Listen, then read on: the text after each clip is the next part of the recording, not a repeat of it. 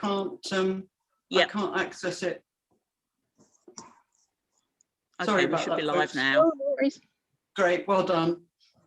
Oh, I can see a wee red button. Is that, shall I go? Yes, please. Yeah. So I went on to study ecology, and I think that was probably quite strongly influenced by growing up in the countryside and having quite a big interest in the woodlands and the land around me, and spending a lot of my holidays up in the Highlands.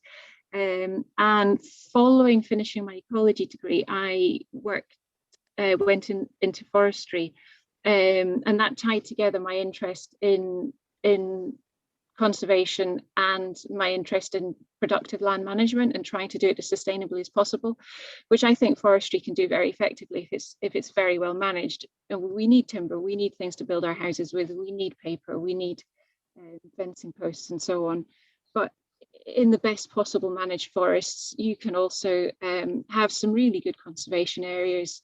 You can provide a beautiful landscape, and they're fantastic for recreation. I mean, just on the Black Isle here, we've got several woodlands which are very well used, including a little mountain bike centre, and they just absorb huge numbers of people. It can be just as busy as, say, our beach, but you wouldn't know that there were all those people there. So I like forests, and I really enjoyed that work.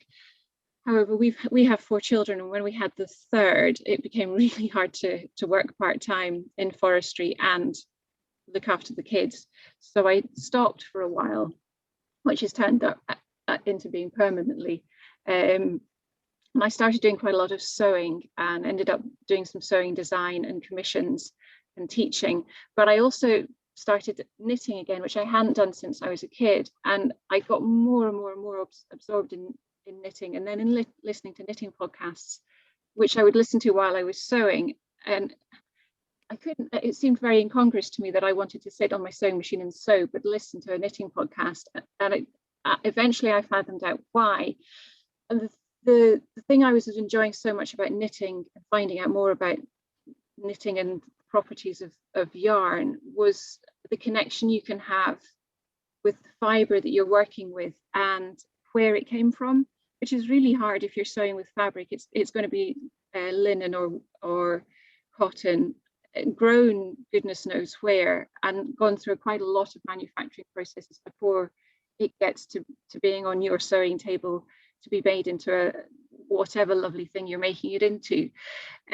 Whereas if you're knitting, it is actually, or crochet or weaving, whatever, it's quite easy to potentially know where your wool or other fibre has come from and what has been done to it in the steps between coming off the land, either as a plant or an animal, and into the material that you're working with, and you're spending all your time turning into something that's important and valuable to you.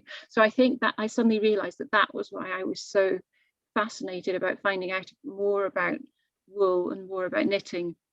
And about the same time, I started naturally dyeing, just playing around and enjoying it, and using material that I could collect when I was out for a walk.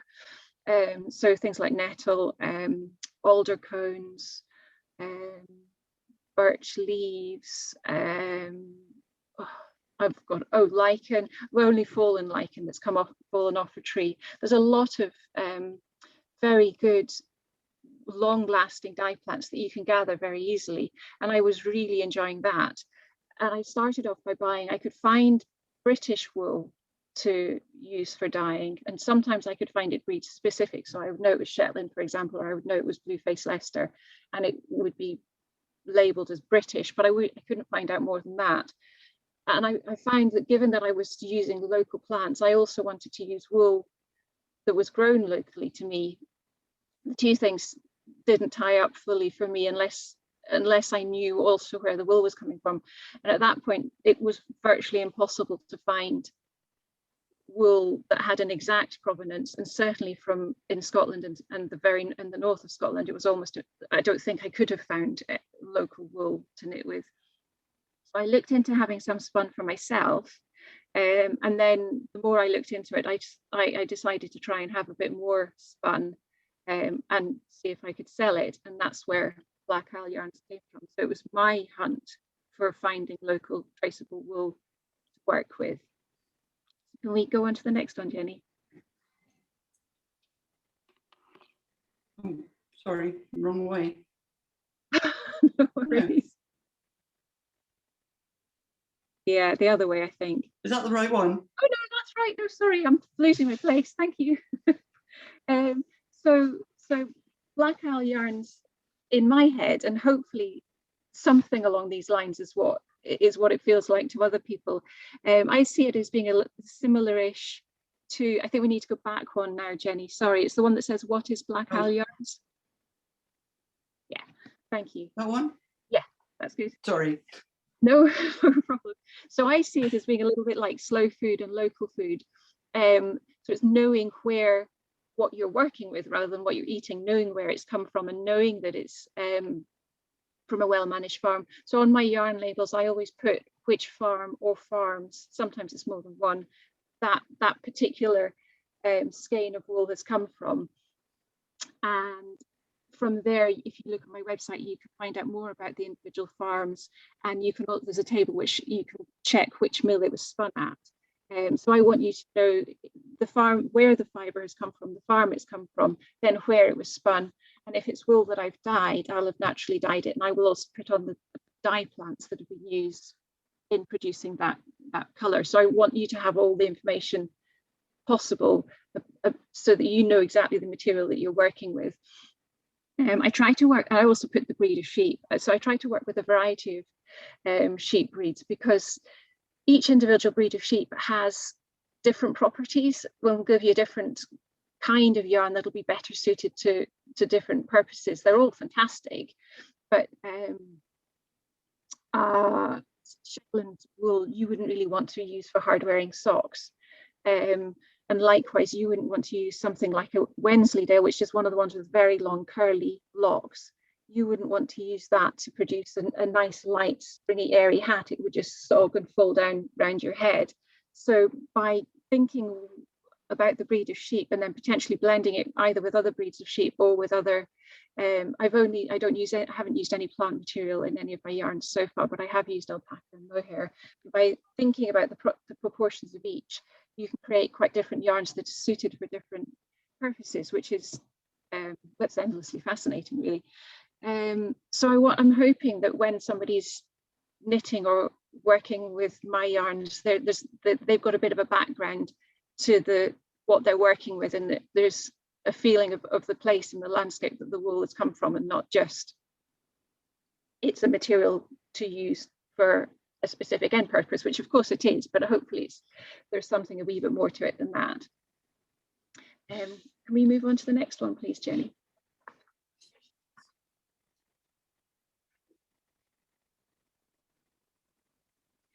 So in my context, everyone's perception of local is different, so I have no idea whether this will tally in with your feeling of local or not, but within my context, the furthest away I go to pick up fleeces is in and around Dornoch. I work with 3 small holdings around Dornoch, which is 50 miles by road from my base in Fortrose on the Black Isle. So Fortrose is the village immediately next door to Rosemarkie.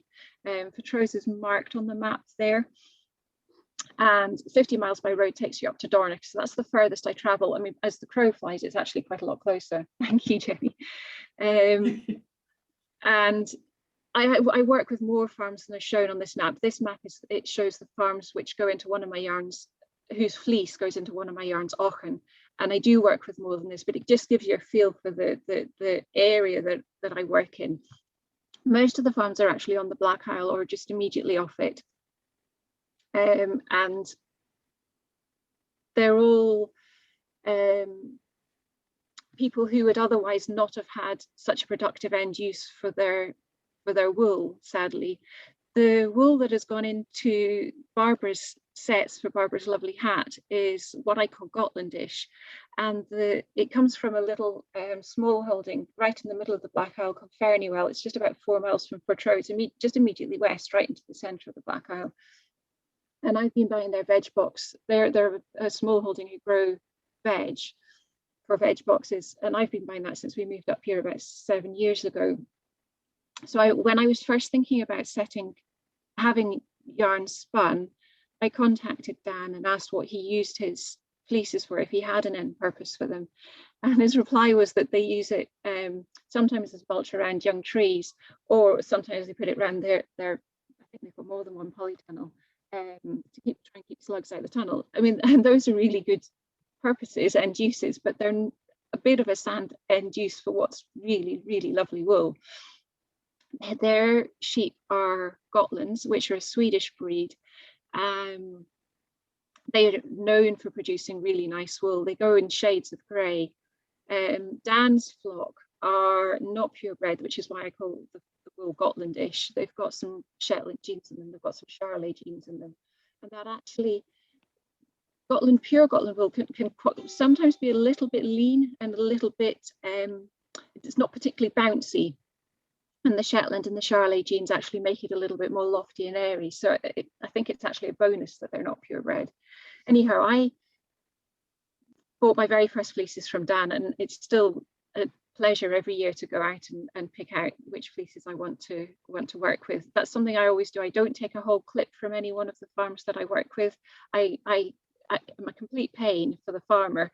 I go through and pick out the fleeces that I want, so the best fleeces.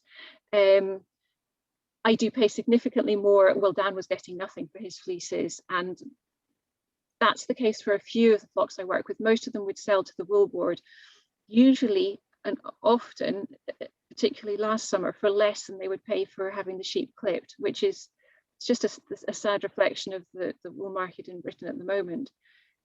So I pay quite a bit more than that, but it's, you know, even in a small holding, and certainly on a big farm, the money that I can hand over for fleeces is just, it's peanuts really in the grand scheme of things for them.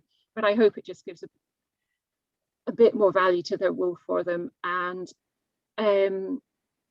you know, I am a pain. I do want to go in there and root around in their wool bags before they go off to the wool board. We spend quite a lot of time contacting each other and working out the best time for me to go around and so on. So they're all people who they're fantastic to work with. They're all people who want to see a productive value added end use to their fleeces. They're happy to put in the extra time and effort to let me do this, which is just fantastic. It's really nice to work with them. They're all people who manage their land really well, and I'm just pleased that I can help give an extra life to the wool, which might otherwise end up as carpets or goodness knows what else, but not nearly giving it such a value and long-term end use potentially. Can we pop to the next slide, Jenny, please? Yep.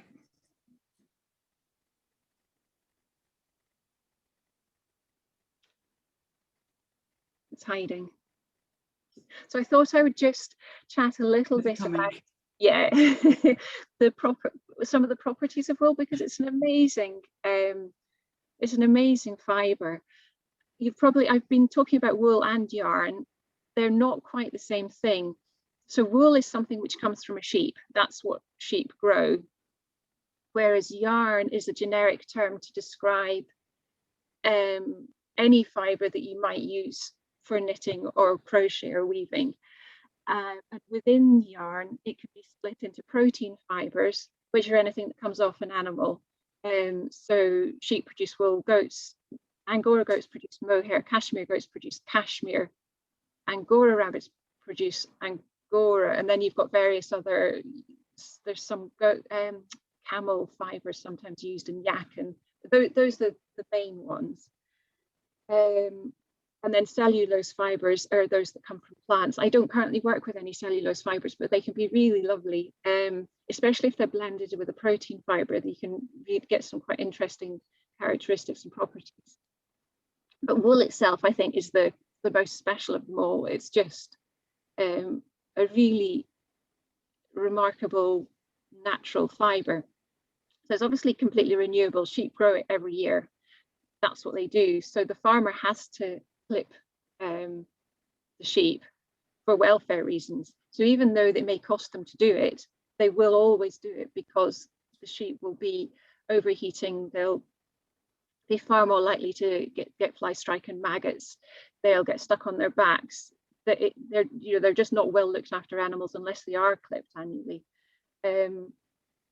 Wool itself is biodegradable, so hopefully my yarns will go into made into something that will be valued and loved and used for many, many years. But at the end of its life, at some point, it can just be popped on a compost heap and it'll break back down. And that's really nice. It's not going to add to any pollution or anything. Wool's really, really warm. I think we probably all know that. It's great at insulating, but one of the special characteristics it has is that it's breathable. So it'll absorb up to 35% of its weight in moisture before it'll even begin to feel wet. And it'll absorb considerably more than that, but it will start to feel wet. But other fibers, and particularly synthetic fibers, just can't do that. They can't retain that moisture without feeling that they're wet. It also means you can wear wool items out and about in showers and so on, and you're not going to get drenched through, and it's just going to take it without it being a problem to you on the underneath. And though I noticed there was a photo on the Facebook group about a knitted swimsuit, and comments about how soggy and stretchy they used to get, which I'm sure I never had to wear one, but I'm sure they must have done. But I presume that when once they were dried, they would go back to more or less the shape that it originally had been in, which is one of the other brilliant properties of wool. It's got a memory, so it retains. It will try to go back to its original shape. Most other fibers, if you did that to them, mistreated them so much as going swimming in them, they would stretch out and then not want to go back to where they had been. So that's a really useful characteristic of wool. It's naturally microbial and antibacterial, so it does resist dirt and it does resist germs, and it doesn't need washing nearly as often as you would with a synthetic fiber. It doesn't hang on to odor. And in Scandinavian countries, I don't know if it's done as much these days, but the tradition was to put them out in the winter when it was going to be particularly cold, and leave it out in the cold and snow to freeze and thaw and get a wee bit damp, and then just bring it in and brush it off and dry it out. And that would be your annual washing of your woolen items, I think, which just goes to show how easy they are to look after. If they're really, really grubby, you can give them a soak and a rinse out, but they don't actually need all that much, far less than most other fibers, which sounds stinky, but it's not. They really are just very easy, and they're flame retardant, which is useful, something you're going to wear. And can we go on to the last one, Jenny? Yeah. Oh, doesn't want to do that. Oh. It doesn't, does it? It's bleeping. Oh, there we go.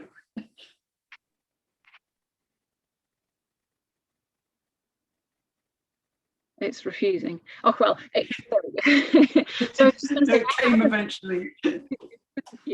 I haven't really touched on natural dyeing, because if I started on that, I would be here for a very long time. So I'm sorry about that, but natural dyeing is also fascinating, and if you want to give it a go, I would thoroughly recommend it. It's a very satisfying thing to do. So all my colours are produced by natural dyeing, but yeah, that's a whole other long rabbity session.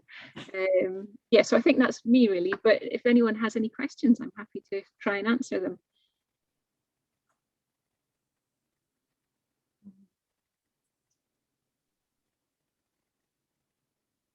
I did see there's one chat here. I don't know what that says. Oh, it's just are we recording?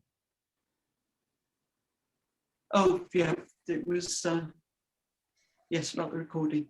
Yeah. Oh, it's still actually paused. Okay. I saw your piece about dyeing with avocado stones, Julie. Mm-hmm. Amazing colour. You wouldn't have thought you would get a sort of a dusky pink from an avocado stone. No, it's absolutely amazing. They're incredible. I try not to eat too many avocados, so I just store the stones in the freezer, and then I'll answer that one, Heather, in a sec. yeah, so I store the stones until I've got enough to dye with, and they need a fairly alkaline dye bath to extract the color. But if you think with an avocado stone, if you go underneath the skin and give it a scrape, if you wait a wee while for it to oxidize, it does go a slightly pink color. Anyway, it can dye beautiful pinks, although it's not 100% reliable. I have had some dye baths that have just not been that lovely pink, so I'm always really excited when I get the pink. That's why I was showing it off over. And Heather said, where did I get that really deep pink that was in the shawl on the previous slide? That is from cochineal. So that's the only, most of the dye material I work with is from plants, but to get those really vibrant pinks, the only real way to do it is from cochineal, which is a wee insect that lives on prickly pear cactus. I think I've got that right, in South America, so they farm them. And you can also get pinks from lac, which is, I think, the excretions of another little insect from, I think, southern India. I don't usually use lac, so I'm less sure. So you can't get the deep, vibrant pinks from a plant material easily. You've got a second query there, Julie, as well. Oh, the colours in the Groam House kits, yes, so they're all natural. They're just straight off the colour from the sheep. The kits are blended 50% Gotlandish wool and 50% British alpaca. So because Dan's flock are not pure Gotland, they've got, some of the ewes are white rather than shades of grey. So to get I try and replicate the 4 shades every year from one year to the next, because I use that yarn a lot for kits, and I try to so there's the set that I'm doing for the giveaway at the end of the knit along with the shawl and the cowl in the shades of grey. I try and replicate that from one year to the next. The easiest way to do that is to also blend in naturally coloured alpaca greys, because I have differing amounts of greys each year from the Gotland wool. That's a bit rambly, hopefully that makes sense.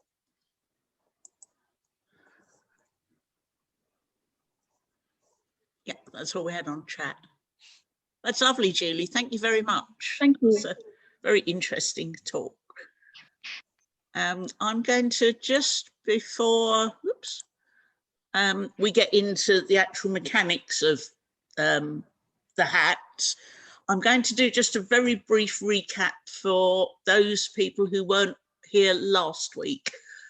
We had intended to get a video up onto the Knit Along group of last week's Zoom, but we have notoriously slowed download and upload speeds up here in the Highland, and an hour-long video just was not playing ball with Jenny's broadband.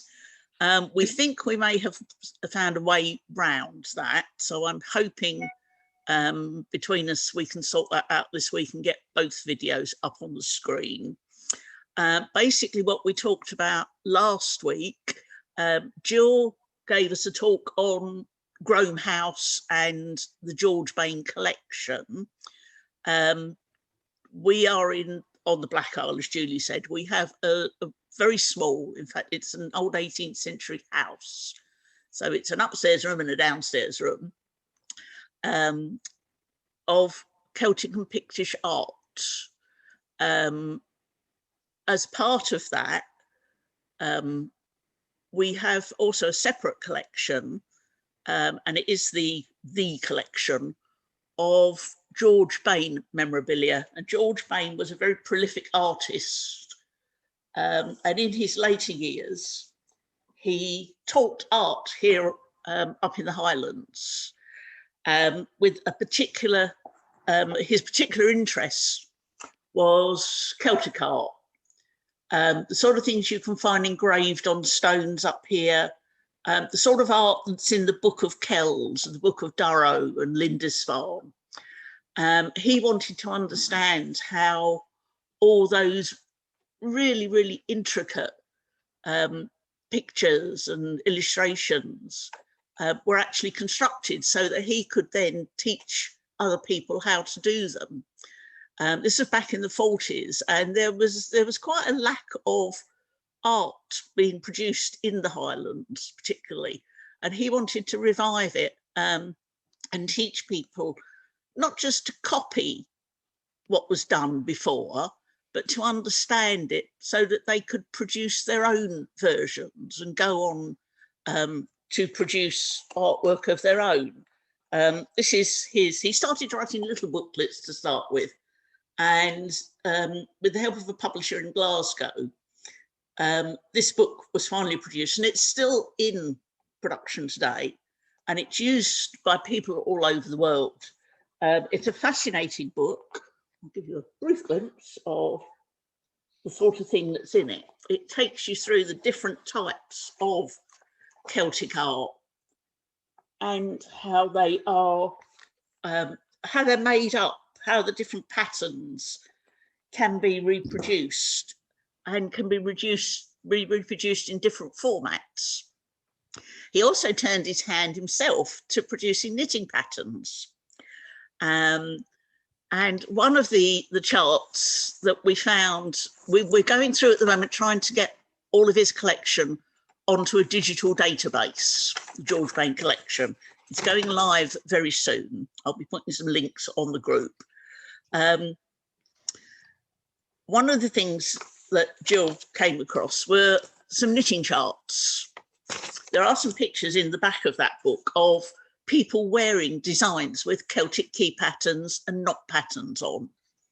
This is one of the designs in his own hand. Well, it's a copy of one of the designs.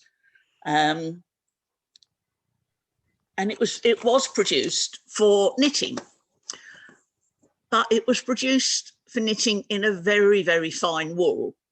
Now, I'm sure most of you knitters will know that when you're charting a knitting pattern, you do it on a rectangular chart, not a square one, because anything thicker than 4-ply, the stitch you're looking at is actually wider than is high. So you need to take account of that when you're designing a pattern, otherwise you're going to get quite a distorted pattern. So I took George Bain's pattern as charted back in 1940 something or other, and going through a few variations, oops, I worked through it, readjusting the pattern, working out what the best needles, the best tension, etc. would be, to come up with the finished hat. And that's why we're doing this. The whole project is part of the Highland Threads project. Museums all over the Highlands of Scotland have a fascinating website. They've each been asked to show and talk about an item of textiles in their collection. One of the items is a knitted child's jumper. Now, we've got a very interesting talk coming up at the beginning of May by a Scottish designer called Lucy Haig, who does the most amazing patterns, and she's produced several books of patterns. I'm an avid knitter, I'm not a designer.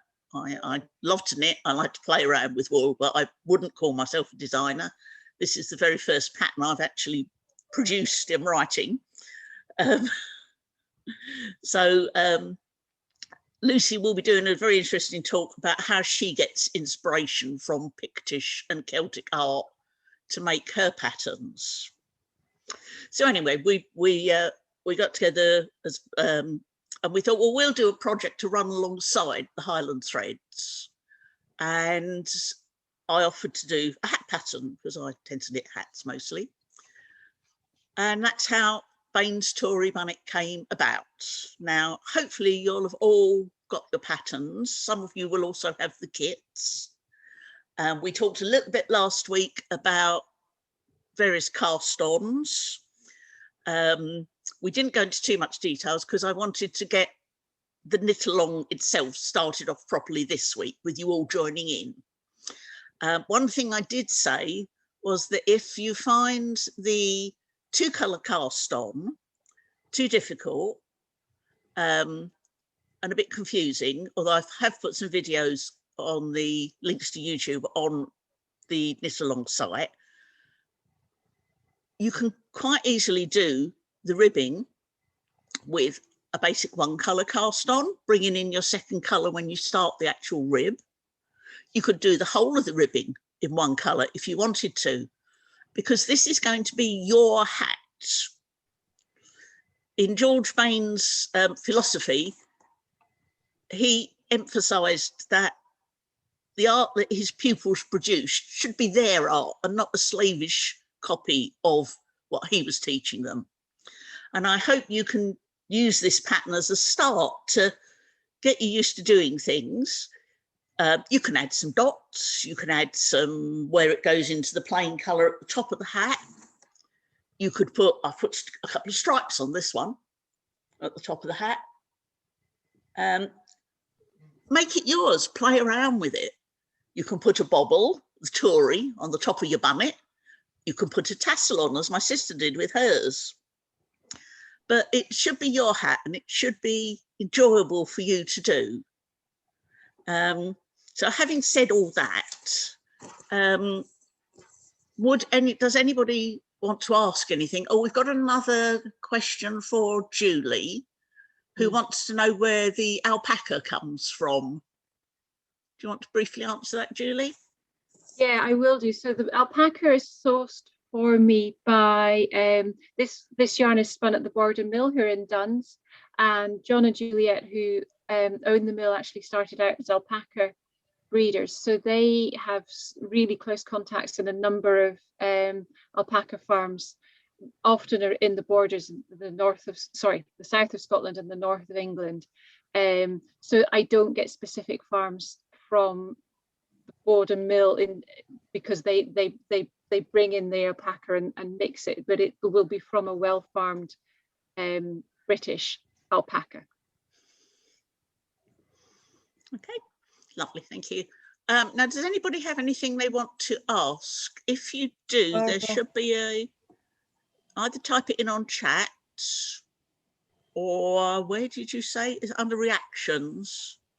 Yes, if you click on reactions, there's a raise hand at the bottom of the reactions. If you click on that, then we know you want to speak. Okay, so has anybody started? Has anybody got through the ribbing yet? Yes, Margaret. Those are nice colours, Margaret. Barbara, could I ask a question, please? Yes, certainly.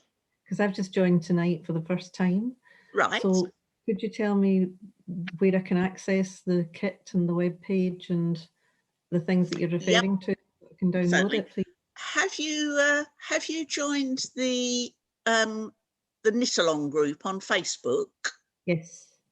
Right. If you go to the if you I'm go not sure. I can check. Let me see. Elaine. What's it actually called? I saw it through the Fair Isle Knitting link that I'm on. Ah, right. I don't know. Let me just check. I can check with you. Anyway, if I can send you a link. Okay. To those, Elaine. But if you're on the Knit Along group, there is a pinned post right at the top of the page. Okay. Basically, you drop me a private message and say, I'd like this colour combination. Okay. I will then send you a link to the Groam House Museum website to pay for it. Right. And I post it out to you as soon as the money hits the account. Thank you very it's much. nice and easy. We are hoping to get the kits onto the Groam House website shortly. The problem is putting it on the Groam House website is there's no opportunity to choose a colour choice. All right, okay. So you'd still have to get in touch with me. I'm making up the kits individually. They're all the wool is stacked in my back bedroom at the moment, and I make up the kits individually, so they come in and they come straight out by Royal Mail to you. Or if you're very local to me, you can pop round and collect them. No, unfortunately not. Thank you. Right, so Margaret's done some lovely alternative colours. That looks lovely. I knitted a cardigan a hoodie for my grandson at Christmas time. These are his favourite colours. So I had wool left over and I thought, well, I'll experiment. May I just say that I loved learning to do the cast on with 2 colours. I loved the challenge of it. I got myself in knots doing it, but it was very fun and very satisfying when I actually managed it. So, very good. Thank you for that. That was a good one to learn. Thank you. Good.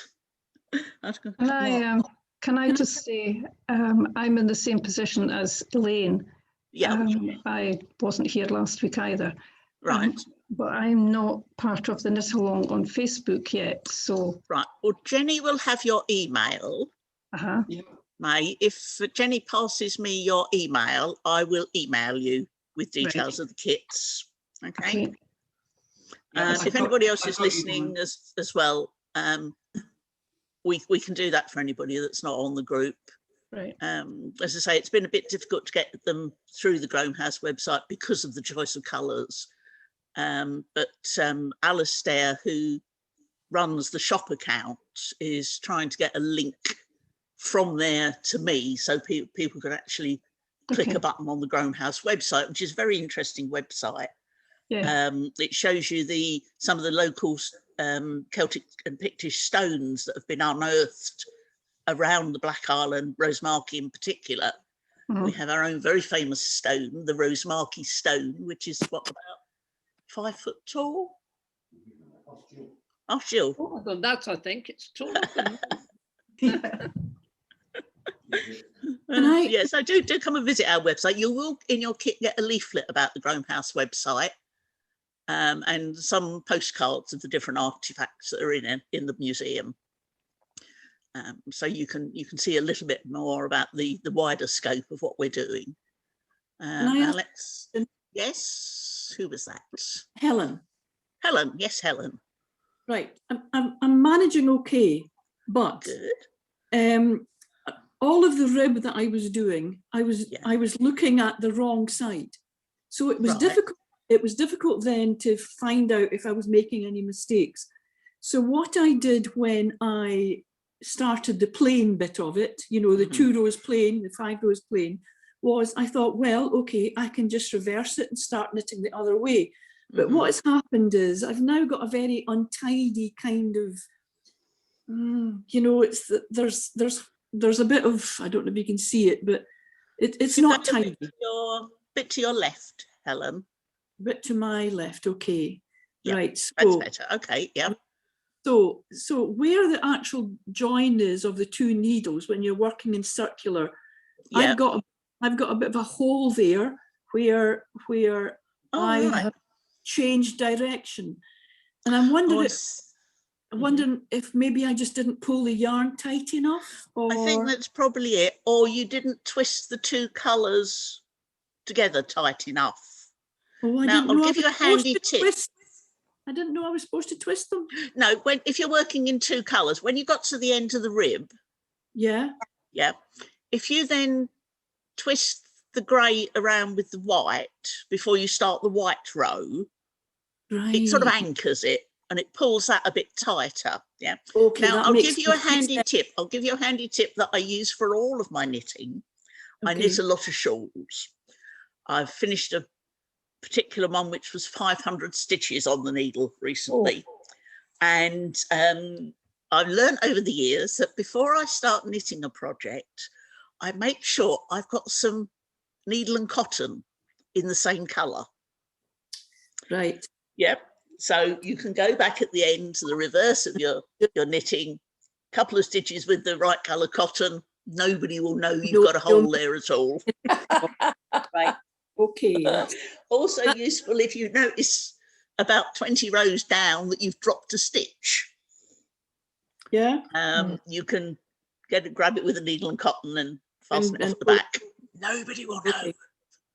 Okay, that's fine. Okay, but twist the 2 yarns together. Okay. Yeah. Any time you're changing colour, just loop one yarn over the other, Okay. Just give it a wee bit of a tug. I know I said to make sure you're relaxed and to pull the colours along your needle when you're knitting 2 colours.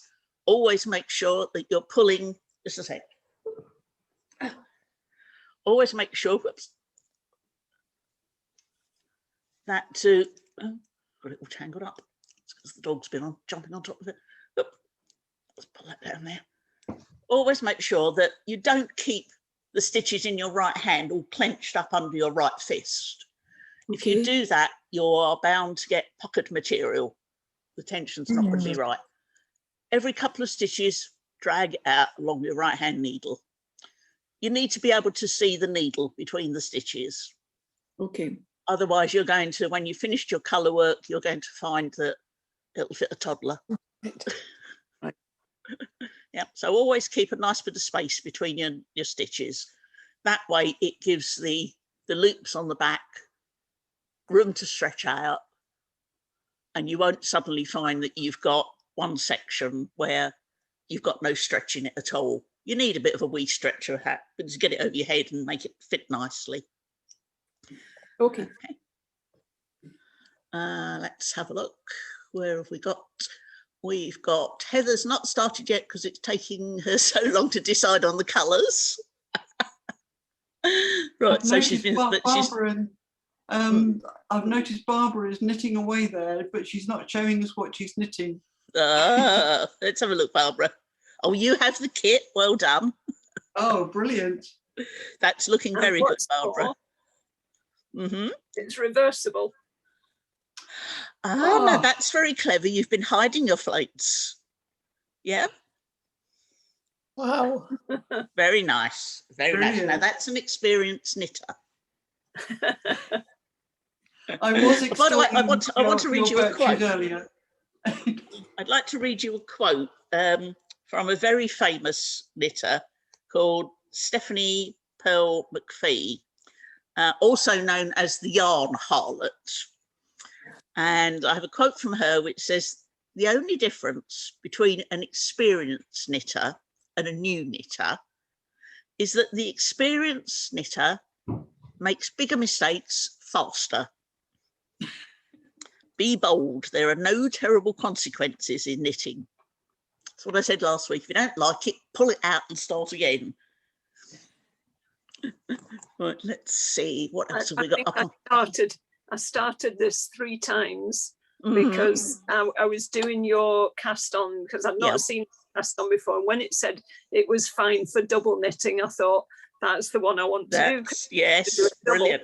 Yes, I never thought, in double knitting, you'll have to be careful you don't. Oh, that's why you wanted extra skeins of wool. As Barbara brought a kit and asked me if she could have an extra pair of skeins of wool, and I thought you were going to do 2 matching hats. But that's why. That's a very clever idea. I have dabbled in double knitting, amongst all sorts of other things. The only thing I haven't managed to master yet is brioche. That totally tangles my mind. I'll master it one of these days. Double knitting, in case anybody doesn't know, is where your knitted fabric will end up with 2 layers. Wow. And will be totally reversible. Or the wrong side, the reverse side, is hidden in between 2 layers of wool. Goodness. You're effectively knitting with the stitches entwined. Yeah. It's a very interesting technique. Do have a look on YouTube for some videos about double knitting. You can, particularly scarves, I've done it on a couple of scarves. You can make a scarf with, say, a red scarf with a white pattern, and on the reverse, you've got a white scarf with the same pattern but in red. It's a very, very interesting technique. Is that a Scandinavian technique? I'm not sure where that originated. It would make sense because it does make a nice double thickness fabric. Be great for, I haven't seen it. I've got a book on Norwegian knitting because I have a friend in Norway who gave me a lovely book on Norwegian knitting, and I haven't seen it mentioned in there. Is it but certainly, is it difficult? no, once you get the swing of it, it's actually I've quite easy.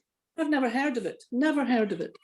Yeah, I'll see if I can find a link and I'll put it up on the Okay. group, because it makes a very nice finish. Yeah. It makes things extra warm. Right, let's see what else have we got here. To Julie, we can like to host on my website. Yes, certainly. Oh, Julie's offered to host on her website if that's easier. I can do colour options. Oh, great! So for getting the kits, we could I could liaise with Julie for people to buy the kits direct from her website. Yeah, if we could chat about it afterwards, Barbara. Yeah, that would be great. Yeah, because I can easily put on, you know, the number of sets in each colour that are left or whatever, right. and then I'm sure we could work out a way to do it if that's going to be easier for you. I will have a chat with you during the week about that, Julie. Thank you. Heather's been there twice. Oh, to Rosemarkie, to the museum.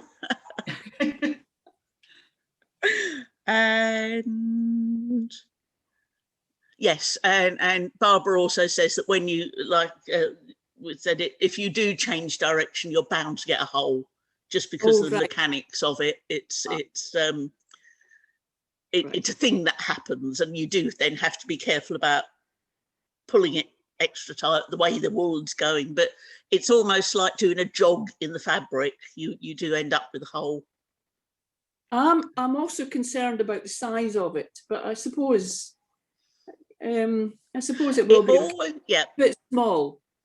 It always looks smaller on the needles, and you'll find when you've washed it, the wool will relax somewhat as well. Right. Okay. The size I've worked it out for is the size that fits me. I think I've got a fairly standard hat. Now this one, my husband has the most enormous head. This one I'm doing on size 5.5 needles in Aran, because it's the only way I've got it to fit him. It's also easier to show you with a slightly larger gauge wool. But I think I do about a 24 or 25 inch for him. Right. So if you do want to knit one for your husband later on, or anybody else you know who's got a bigger head, you can upsize the needles and upsize the yarn. Right. But do a swatch first to make sure the pattern is, do a little bit of the pattern to make sure it's lying properly. I want to mention as well that now you've got the pattern, and once you've knitted it in the round a few times, if you wanted to, you could always take a section of the pattern and put it on the back of a mitten. Oh, yes. Or a repeated section. So if you took just that bit, right? Yeah, so say you did 14 stitches to cover the 2 straight lines. That would look very nice on the back of a mitten. Yeah. Or you could do a line of them in the middle of a scarf. Knitting is such a versatile art, I think. If you did take just this one, I did just a little bit of ordinary rib, this was one of my earlier workings out. That, with another little bit of ribbing at the top, would make quite a nice headband. Yep. Yep. You know, there are all sorts of things you can do once you've got the pattern in your head, and you'll soon see how the stitches repeat and see how easy it is, because it's only just 12 stitches. Yes. It's 12 stitches you're repeating 9 times. There are a lot of patterns which are sort of 26 and 36 stitches. They do require a lot more concentration, but this is why I picked this particular chart, because it is such a small pattern repeat. I thought it would be easier for people to get to grips with. Have we got any? Heather? Heather says, oh, I've got nice Aran. What would you use? I'm using, I can't remember if I picked up the 5s or the 5.5s on this. Just a sec, I'll see if I can see the markings on it. I like Knit Pro Cubics. I don't know if anybody else has arthritic hands like I have. Probably not as bad as mine, because I developed mine when nuclear medicines weren't available. I think these are 5s. Knit Pro Cubics, if you've got any hand pain, they are square. I don't know if you can see that, but they're square in profile. I find them much easier to hold because the needle isn't twisting in your hand all the time. Yeah, especially if you're doing something like colour work. It took me a little while to get used to them. I find I can knit quite easily by putting my thumb on the flat face, one of the 4 flat faces of the needle, and I can hold that more.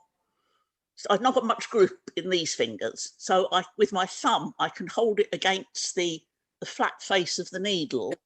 Yep.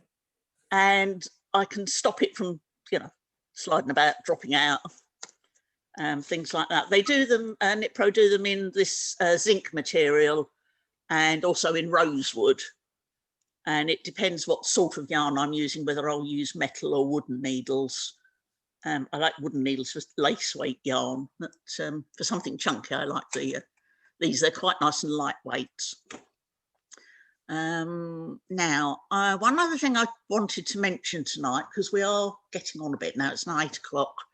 I had a very nice email from Denise Cripps, who's down there at the bottom of my screen.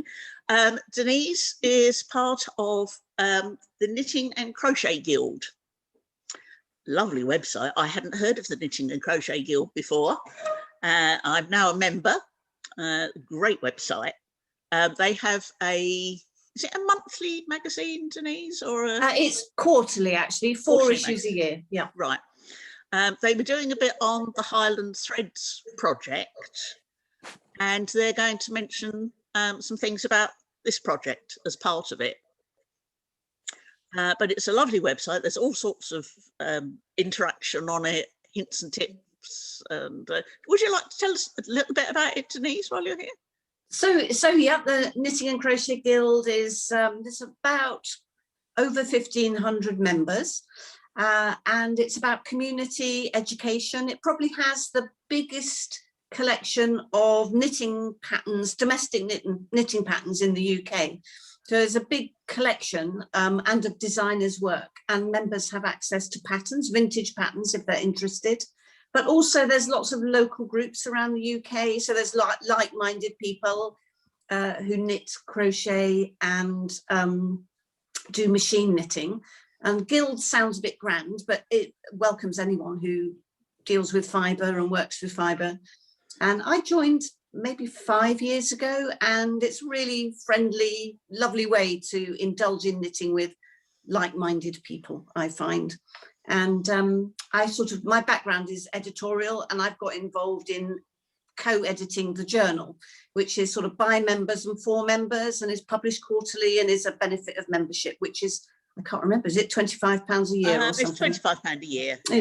Yeah, so not so much. But yeah, a friendly group of people. And yeah, so I'm doing the June issue at the moment, and saw the Highland Threads exhibition, which I think is a brilliant way of, in lockdown, as we come out of lockdown, accessing. It's a beautiful way to look at in close detail some of the items that the museums have. And this is so imaginative, the whole project. So yeah, so it's lovely to feature it. Thank you. And great that you joined, Barbara. That's so nice. Thank you. Well, I thought for 50p a week, it was well worth it. Yes, good. Right, have we got any more questions or comments or anything we want to show off tonight? Otherwise, I'm going to let you all go, and those of you who haven't eaten yet, like me. Hi, can you hear me? Yes, Alison. Yeah, sorry. I'm very new to knitting, and I'm still trying to get my way around knitting with straight needles, let alone circular needles. And right. as I was trying to do my rib, I looked and I saw that if you're doing knit 2, purl 2 rib on even number of stitches, you do knit 2 and then the second row is purl 2. But if you're doing it on circular needles, you always start with knit stitches. So I wasn't That's quite right. sure how that would work. Do I need to change that when I move from my 2 rows of knit? I've ripped it, I've knitted it and ripped it apart about 10 times this week. So I No, wasn't once quite you've, sure. So do I need to change it as I move to my circular needles? when you go onto your circular needles, you'll be doing knit 2, purl 2 all the time. Right. For anybody else, I suggested, if you weren't used to circular knitting, that you do 2 rows straight, either on a straight on a circular needle or on a pair of needles, before you join the ends to knit in the circle, because that way you can clearly see if you've twisted the yarn. But when you go onto your circular needles, Alison, you'll be knitting, you'll be able to see where you've got a knit and where you've got a purl, and you'll just follow that all the way round. So you're doing knit 2, purl 2 all the time. Right. And that's why for the rest of the hat, you're only ever knitting. You're not going to do any purl stitches at all. Once you finish the ribbing, everything is knit stitch, no more purl to worry about. Okay. I'm fine on straight needles. I'm just not sure about, I got it, I did it as far as to get it to the onto the circular needle, and I thought, nah, this isn't looking right. So I've ripped it all apart and started again. This poor piece of wool at the beginning of my grey skein. And I also had problems, I don't know what I was doing, I'm not sure, but trying to keep the 2 distinct colours on my rib. So I gave up and I've just started to do it just the one colour this time. It's okay, you can quite easily do it on the one colour. Yeah. Yeah, I thought I'd start with one colour and then I'll work up to 2 colours. Yeah. If you want to, Alison, if you want to drop me a message, I'll always do a chat with you one-to-one. Thank you. And help you through it. I didn't find the cast on. Don't get me wrong, I had to practice, and I think I've probably cast on about 1,000 stitches this week, on and off. But I've mastered that. But it was trying to, I think it's the way I'm drawing my colour from one colour to the other. Right. It just seemed to make the rib quite indistinct. I wasn't keeping the real broad bands of distinct colour. So, but I am very new to knitting, so yeah. Not sure what you've done there, but if you want to, we can have a. I don't know why my video's just gone off, but anyway. Thank you. Probably my husband telling me that dinner's ready. Thank you. Yeah, but Barbara, before everybody goes, I thought people might be interested in the fact that less than half of us in the group are from the Highlands, 7 from the rest of Scotland, and we've got the lady from Canada, from Ontario, somebody from Whitney, Basingstoke and Devon are all part of the group. So I thought people might be interested in that, because I think it's really good to have such a lovely mix. That's wonderful, wonderful. Right, well, I'll see you all on, well, most of you anyway, on the Knit Along group. The couple of you that wanted details of the kits, if you drop, if Jenny will drop you an email and put you in touch with me, we'll get you sorted out. And have a look on, I'll have a chat to Julie in the week as well about getting them onto her website, which is www.blackisleyarns.co.uk. It is gorgeous to knit with, that's for sure. Lovely. It's just really lovely. Yeah, it's lovely wool. Yeah, I do like Julie's wool. Yeah. I'm a bit of a. I've ripped it apart half a dozen times this week, and it's knitted back up lovely still after me ripping it apart and putting it back together and ripping it apart and putting it back together. It doesn't tangle. That's one of the things I like about it. You do, if you have to undo things, it doesn't cling to each other and tangle into a mess. I was admiring the mustard colour and the dark blue. That's beautiful. That's going to be my next purchase, I think. Lovely. Right. Well, I'll say good night to you all for now then, and happy knitting. Thank you. If you get problems, just say. And if you want to put a post onto the Knit Along page to show how you're getting on, if you want to put a picture on there, please do. If who was it? Oh, it was Lynn. Put up a picture of the knitted swimsuits. If you've got any like that in your photo album, do pop them up so we can all have a good laugh. Or any little knitting anecdotes you come across. You know, let's make this a nice interactive Knit Along group. Don't forget to book a place for next week either. That was what I was going to ask. Right. Yeah, Okay. yeah. Book your place again next week so that you get your email with the link. Thank you. Okay. Okay. Fabulous. Bye. Thank you. Thank you. Thank Thank you. you. Bye all.